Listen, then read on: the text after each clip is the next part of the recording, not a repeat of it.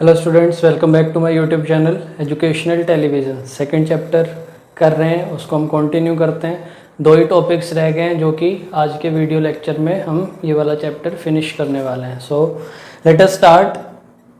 First topic is physical and chemical changes, जो आज हमें पढ़ना है। ठीक है, तो फिज़िकल चेंज होगा किस में? फिज़िकल प्रॉपर्टीज़ में। फिज़िकल प्रॉपर्टीज़ ये सारी दी हुई हैं। कलर हो गया, हार्डनेस हो गई, rigidity, fluidity, density, melting point, boiling point. ठीक है ना, ये दोनों क्या हो गए? टेम्परेचर, किस टेम्परेचर पे जाके कोई चीज़ मेल्ट कर गई, किस टेम्परेचर पे जाके वो वेपर की फॉर्म में जाने लगी, बॉइलिंग पॉइंट आ गया वो उसका, है ना। डेंसिटी, मास बाय वॉल्यूम, है ना, मास पर यूनिट वॉल्यूम उसकी डेंसिटी। फ्लूइडिटी, उसका एज अ फ्लूइड मूव करने की जो टेंडेंसी होगी। रिजिडिटी, कितने पास पास पार्टिकल्स प्रेजेंट हैं, कितनी रिजिड है बॉडी। हार्डनेस, कितनी सख्त है। और कलर, उसका कलर क्या है। तो ये सारी फिजिकल प्रॉपर्टीज़ है। इनमें से किसी में भी चेंज आया तो हम क्या कहेंगे कि कौन सा चेंज हो रहा है? Physical change. ठीक है ना, any change in physical property is a physical change. Composition में कोई चेंज नहीं होना चाहिए और केमिकल नेचर में कोई चेंज नहीं होना चाहिए। ठीक है, अगर ऐसा हो रहा है तो फिर वो हम कहेंगे फिजिकल चेंज है। ना तो कंपोजिशन चेंज हो, ना ही उसका केमिकल नेचर। एग्जाम्पल के लिए आप देख सकते हो ice, water, water vapour. This is a physical change. क्यों? क्योंकि आइस के पास आप आग को लेकर जाओगे, वहाँ भी आग बुझने वाली है, यहाँ पर भी, और जो वाटर वेपर्स प्रेजेंट है वहाँ पर भी। तो इनका केमिकल नेचर वो तो क्या है? वो तो सेम ही है। कंपोजिशन भी सेम है। आइस में भी वाटर के मॉलिक्यूल H2O ही है, यहाँ भी वही है, यहाँ भी वही है। ठीक है ना, तो वाटर के मॉलिक्यूल्स की ना तो कंपोजिशन चेंज हो रही है, ना ही केमिकल नेचर चेंज हो रहा है, सिर्फ उनकी फिजिकल स्टेट चेंज हो रही है। यहाँ पर अगर आइस है तो वो सॉलिड है, वाटर है तो वो लिक्विड है, वाटर वेपर है तो वो गैसियस स्टेट में प्रेजेंट है। ठीक है ना, तो जब कंपोजिशन में चेंज ना हो, केमिकल नेचर में चेंज ना हो, सिर्फ फिजिकल प्रॉपर्टी में चेंज हो, तो वो चेंज क्या होगा? Physical change. केमिकल चेंज का मतलब it brings change in the chemical properties of matter, और हमें नया सब्सटेंस मिलता है, केमिकल चेंज। उसको हम क्या कहते हैं? Chemical reaction. अब केमिकल चेंज में फिर केमिकल प्रॉपर्टी में चेंज आना चाहिए।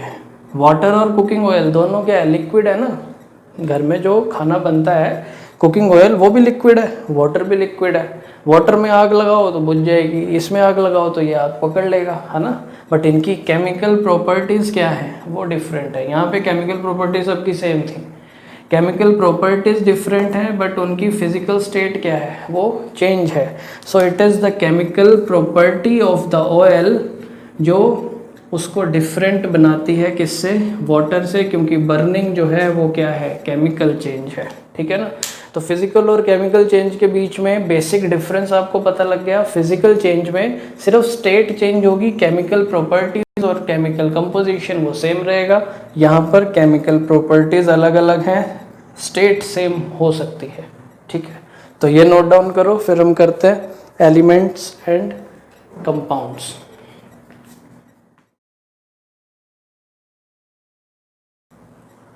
अब पढ़ते हैं स्टूडेंट्स प्योर सब्सटेंसेस के बारे में। प्योर सब्सटेंसेस के बारे में मैं पहले भी आपको पढ़ा चुका हूँ। प्योर सब्सटेंस सिर्फ दो फॉर्म्स में एग्जिस्ट करते हैं, या तो एलिमेंट्स या फिर कंपाउंड्स। और एलिमेंट्स फिर फर्दर तीन कैटेगरीज में डिवाइडेड थे, किसमें?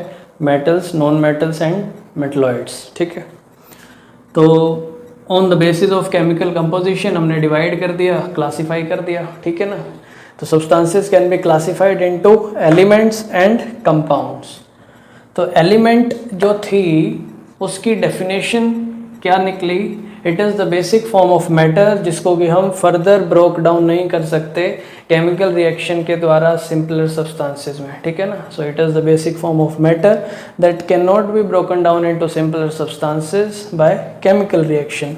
तो ये बिल्कुल बेसिक फॉर्म है, इसको हम फर्दर और तोड़ना चाहें तो नहीं तोड़ सकते हैं। ठीक है, अब एलिमेंट्स को कैटेगराइज कर दिया कि कुछ एलिमेंट्स जो थे वो मेटल्स थे, कुछ नॉन मेटल्स, कुछ मेटलॉइड्स। मेटल्स की प्रॉपर्टीज देखते हैं।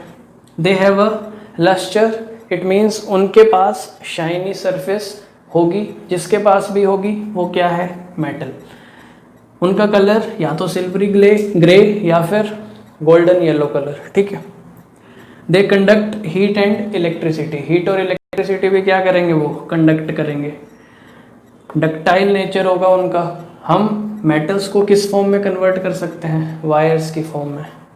मैलिएबल भी होंगे मेटल्स, उनको हम थिन शीट्स में भी कर सकते हैं। घर पे एल्यूमिनियम फॉयल देखा होगा, है ना, डक्टिलिटी चेक करने के लिए जो वायर्स होती हैं हमारे पास कॉपर की।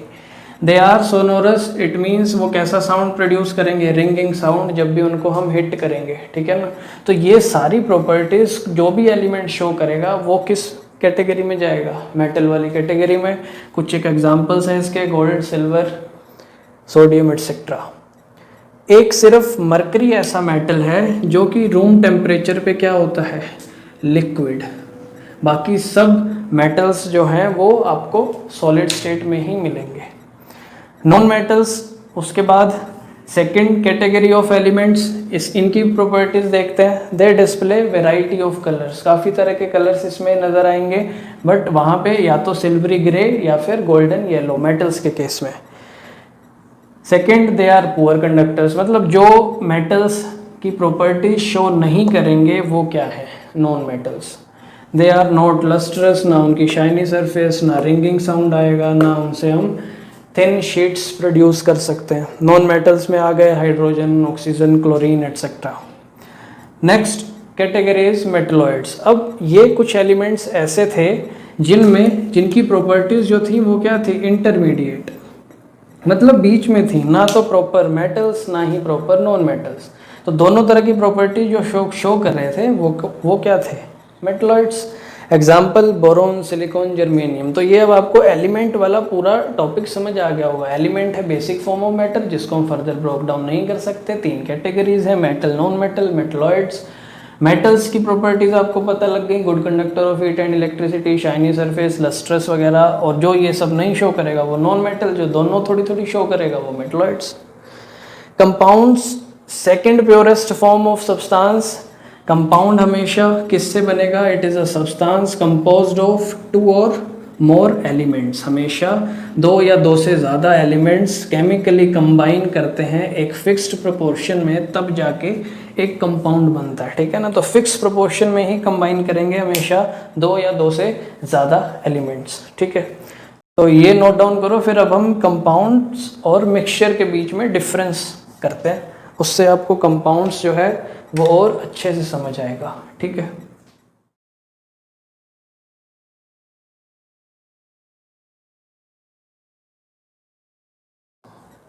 So let us study about difference between mixtures and compounds.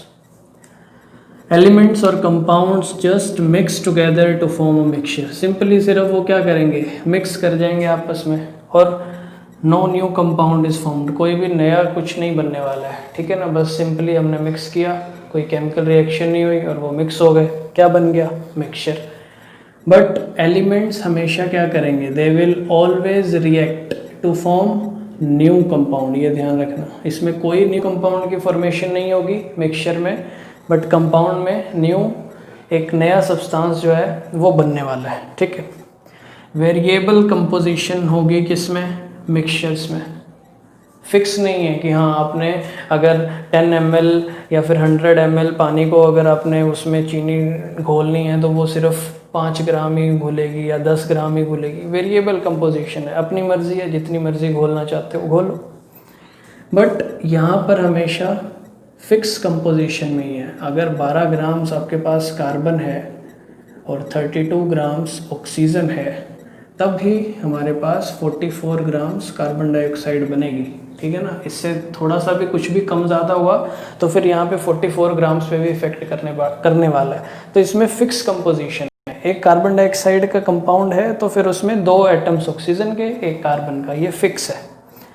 It shows the properties of constituent substances, जिन सब्सटेंसेज से मिल के मिक्सचर बनेगा उन सब्सटेंसेज की जो प्रॉपर्टीज़ हैं वही प्रॉपर्टीज़ कौन शो करने वाला है, मिक्सचर। बट जो यहाँ पे न्यू सब्सटेंस बनेगा उसकी प्रॉपर्टीज टोटली डिफरेंट होंगी, समझ रहे हो। तो अगर हम कहें कि ऑक्सीजन और कार्बन जो शो कर रहे हैं property, same property carbon dioxide भी शो करे, ऐसा नहीं है। Totally new properties. ऑक्सीजन कि प्रेजेंस में ऑक्सीजन क्या करती है, किसी भी बर्निंग प्रोसेस को प्रमोट करती है, और कार्बन डाइऑक्साइड वो क्या करती है, वो उसको एक्सटिंग्विश करती है। प्रॉपर्टीज डिफरेंट है ना।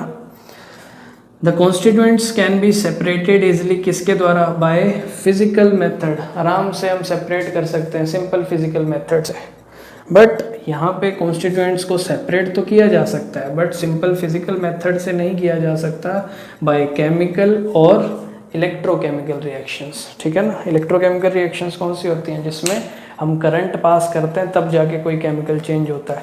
तो ये है स्टूडेंट्स डिफरेंस किसके बीच में, मिक्सचर एंड कंपाउंड के बीच में। And this completes our second chapter. Complete this chapter, फिर जल्दी एनसीईआरटी एक्सरसाइज भी करते हैं। मिलते हैं नेक्स्ट वीडियो लेक्चर में एक नए चैप्टर के साथ। Thanks for watching.